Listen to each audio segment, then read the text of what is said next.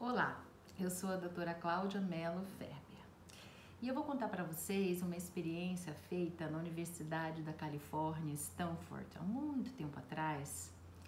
E eles fizeram o seguinte: pegaram duas pessoas que nunca tinham se visto antes, elas ficaram durante uns 20 minutos de mãos dadas, respirando sincronicamente, ou seja, ao mesmo tempo, olho no olho.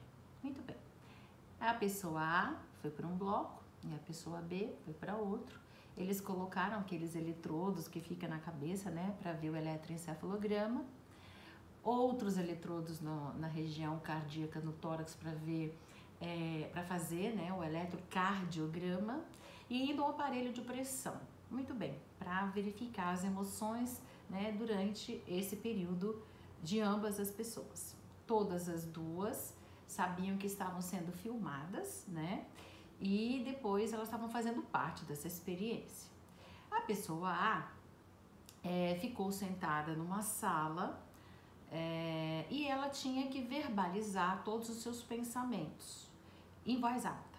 Ela sabia que estava sendo filmada e ela foi pensando: então, se eu ficar aqui um tempo nessa sala, eu acabei de estar de mãos dadas com uma pessoa, eu posso me lembrar que ela tem um cabelo desse jeito, estava usando uma roupa daquele jeito, tinha uma tal expressão. Aí eu posso me lembrar que se eu fechei bem a porta do carro quando eu saí, eu posso me lembrar, observar ao meu redor, né? Nossa, essa sala é interessante. Na verdade, né, dizem que nós pensamos 50 pensamentos por minuto, então não dá para falar tudo. Mas ela foi verbalizando tudo que vinha à sua mente. Olha que interessante, né? A outra pessoa que estava no outro bloco, ela ficou diante de uma tela que foi passando filmes, pequenos pedaços de filmes, né? Então tinha filme de amor, filme de terror, de medo, pânico, filme de guerra, de sexo, de tudo maravilhoso, de comédia, e assim foi. E depois de umas 2 horas e meia, eles pegaram e foram comparar, né, o eletroencefalograma das duas pessoas, o eletrocardiograma e o que dava, né, no aparelho de pressão, né, como que foi desenvolvendo.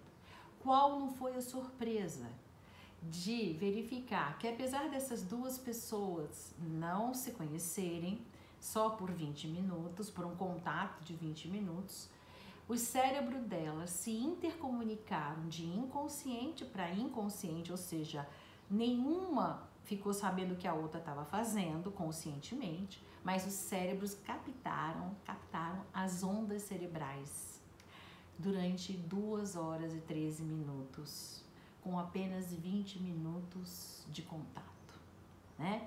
Então, principalmente quando a pessoa pensava na outra, que estava de mãos dadas, as ondas eram iguais. E quando não, algumas vezes semelhantes. Então, se a pessoa B estava vendo um filme de horror, né, é justo que o eletroencefalo e o eletrocardiograma, eles tinham um riscado, né, diferente de de quando estava vendo a comédia, de quando estava vendo uma área de amor, de alegria, de felicidade, de guerra, ia mudando, né? Engraçado que a outra, o eletrocardiograma e o eletroencefalograma acompanhavam. Era semelhante, principalmente quando ela pensava na pessoa, né? Que ela pensava como ela estava vestida, o cabelo dela, alguma particularidade daquela pessoa. Por que eu sempre gosto de comentar isso em todas as consultas, principalmente as primeiras consultas com meus pacientes? Porque nós estamos falando aqui de duas pessoas que nunca se viram antes. E o filho que fica 9 meses dentro da barriga da gente? E o marido, né? O companheiro ou a companheira que está ali com você há tantos anos, deitando na mesma cama, né? Pessoas que nós entramos em contato diário mesmo, pode ser no trabalho, né? Então, a gente pensa que os nossos pensamentos só são vistos por nós, mas eles são captados. Que os nossos pensamentos são ondas cerebrais, que são captadas pelo nosso cérebro, o cérebro de todo mundo. Então, isso é importante porque nós estamos aí, nós vemos que é uma faca de 2 gumes, né?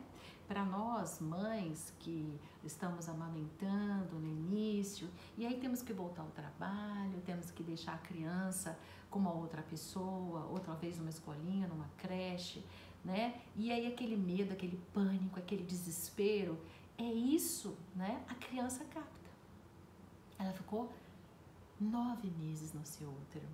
Ela captou todos os seus pensamentos, né? Ela tá ali, ó, intimamente ligada a você. Então, o pai também, não pensa que não. O pai tá ali, de vez em quando pega no colo, estava do lado da mãe, falava, né? O abdômen da mãe estava ali, né? E a criança escutando a voz daquele pai, os sentimentos, os pensamentos. Então, mesmo que você, né, esteja lá no seu quartinho, brigando em voz baixa para que seus filhos não escutem, eles captam. Além deles aprenderem a ler, né, o seu não verbal, eles entenderem, compreender, pode até não falar ainda, com um ano e pouco não falar, mas eles fazem a leitura verbal, do não verbal, do seu corpo, do seu olhar, do seu jeitinho, né? Eles também captam as suas ondas cerebrais, os seus pensamentos, né? Então, por isso que depois que nós temos filhos, mesmo assim, nós podemos atuar com o pensamento. Nós podemos passar aquela sensação de alegria, de felicidade, de verdade, de que ele está bem, ele vai ficar bem. Esses pensamentos a criança capta, né? E isso você pode usar a seu favor, não é verdade? Então, e também vigiar muito os pensamentos, os sentimentos de uma maneira geral, porque você sabe que o ruim também eles captam. E como eles não sabem interpretar, eles vão atuando, trazendo até muitas vezes doenças no próprio corpo, né? E às vezes não são experiências da própria criança, às vezes são experiências daqueles que convivem, né, com ela. Então fica aqui então esse entendimento para vocês, espero que vocês possam ter aproveitado esses ensinamentos. Tchau, abraços fraternos.